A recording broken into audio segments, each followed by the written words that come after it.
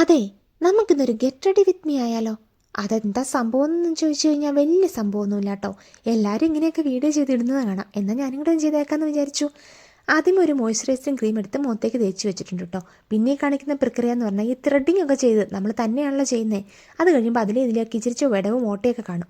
അതൊക്കെ ഒരു highbrow pencil വെച്ചിട്ട് ഒന്ന് ഫില്ല് ചെയ്ത് കൊടുക്കുന്നുണ്ട് കേട്ടോ. പിന്നെ ഇട്ടുന്നത് പൗഡറാണ്. എൻചാൻഡറിൻ്റെ ഒരു പൗഡറാട്ടോ ഞാൻ യൂസ് ചെയ്യുന്നത്. പിന്നെ ലാക്മേയുടെ ഒരു പെൻസിൽ എടുത്തിട്ട് കണ്ണെഴുതിയിട്ടുണ്ട്. ഇത്രേ ഉള്ളു പരിപാടി. പിന്നെ ഇപ്പോൾ ചെയ്യുന്ന പരിപാടിയാണ് മെയിൻ ഐറ്റം, ലിപ്സ്റ്റിക്ക്.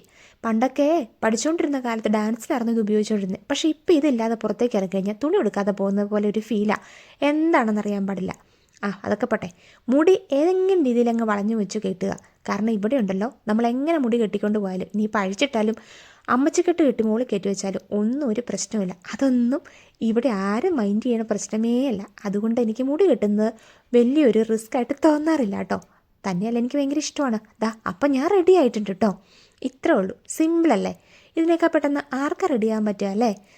മെയിനായിട്ട് എടുക്കാൻ മറന്നു പോയേനെ. ഇപ്പോൾ തണുപ്പൊക്കെ തുടങ്ങിയില്ലേ, ചെറിയൊരു കോട്ടും കൂടെ ഇരിക്കട്ടെ. ഒന്നാമത് ഇവിടെ നല്ല മഴയായിരുന്നു. ഞാനേ ഇത് പറഞ്ഞപ്പോഴാണ് ഓർത്തത്, ഇതൊക്കെ ഇട്ട് റെഡി ആയി കഴിഞ്ഞപ്പോഴേ വയറ്റിൽ ചെറിയ കാറ്റ് കയറിയിട്ടുണ്ട് കേട്ടോ. ഇച്ചിരി കട്ടൻ ചായ ഇട്ട് വെച്ചിട്ടായിരുന്നു ഈ പരിപാടിക്ക് ഇറങ്ങിയത്.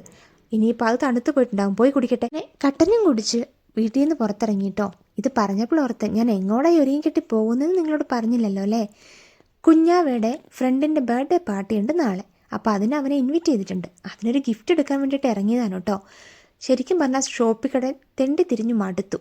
കണ്ടതൊന്നും ഇഷ്ടപ്പെടുന്നില്ല, അല്ലെങ്കിൽ ഏതാണെന്ന് ഭയങ്കര കൺഫ്യൂഷൻ. അവസാനം ഏതോ ഒക്കെ പറക്കിയെടുത്ത് ഞാൻ റെഡി ആയിട്ട് വന്നിട്ടുണ്ട്.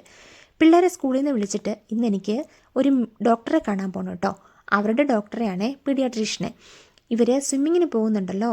അപ്പോൾ ഇവിടെ ഏത് സ്പോർട്സ് ചെയ്താലും അതിന് ഡോക്ടർ സർട്ടിഫിക്കറ്റ് വേണേ. അതിൻ്റെ എക്സ്പയറി ഡേറ്റ് കഴിഞ്ഞു. അപ്പോൾ അത് പുതുക്കാൻ പോയതാ. തിരിച്ചിറങ്ങിയപ്പോഴത്തേക്ക് നല്ല മഴയായിരുന്നു. എന്നാൽ പിന്നെ ശരി, പിന്നെ കാണാവേ.